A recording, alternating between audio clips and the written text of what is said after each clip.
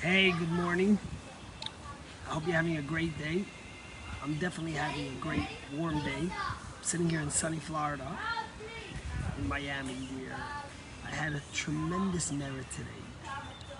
My older sister, Nechama, who has a Chabad house in Kendall, Florida, her daughter had their first grandson. They had a granddaughter, and now they had a grandson, which made my father a great grandfather for the second time, and my mother, and it gave my parents their first great grandson.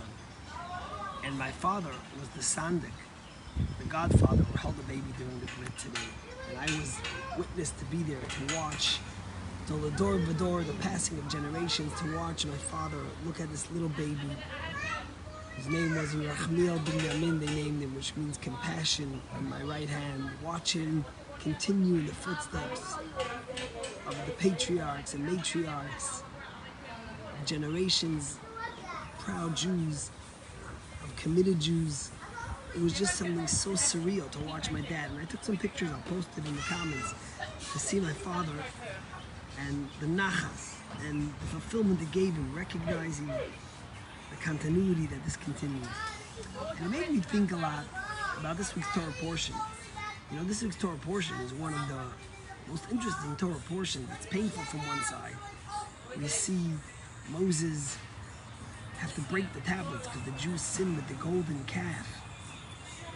And it also is the time of tremendous heroic, powerful leadership from Moses that teaches the Jewish people something for eternity. When Moses turns to God, after God wants to wipe out the Jewish people, he says, I'll wipe them out and I'll make you into a great nation. They just got the Torah. Look how they're already behaving.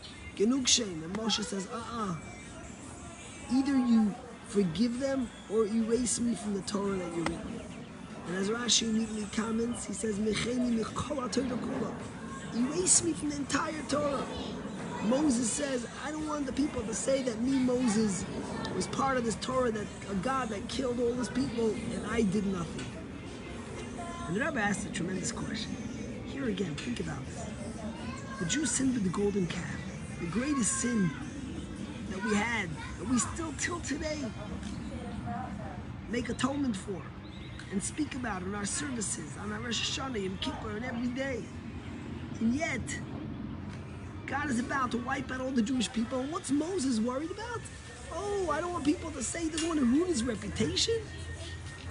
What's going on? Isn't Moses the greatest leader? Why would Moses, the greatest leader, be so callous and so focused on his own reputation and tell God, erase me from the entire Torah that he gave his whole life just because, my name is not going to be what it should be?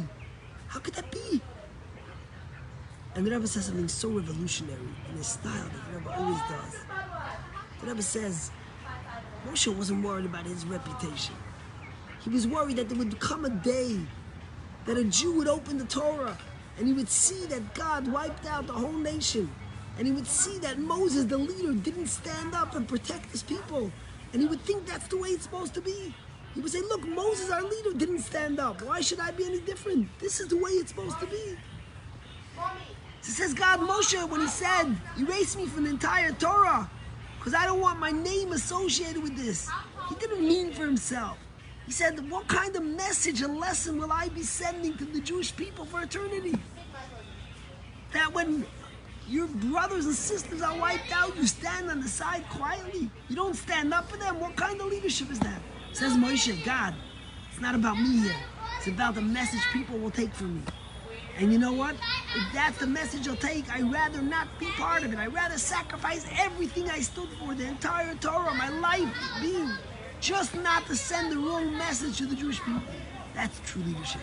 Not only was he standing up for the Jewish people, but he was ready to give everything up. That the message the Jews get for eternity is that you always stand up. A leader always stands up for his people. A Jew always stands up for the Jewish people. Here I was, watching my father, 3,300 years later, holding his great-grandson, as the bris, the covenant with God, was reenacted again with another baby Jewish child, another boy.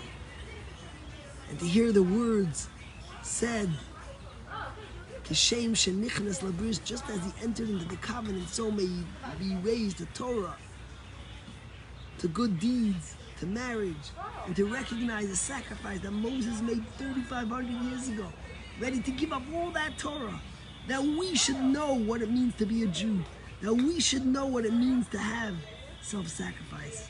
I couldn't help think about the magnitude of the moment.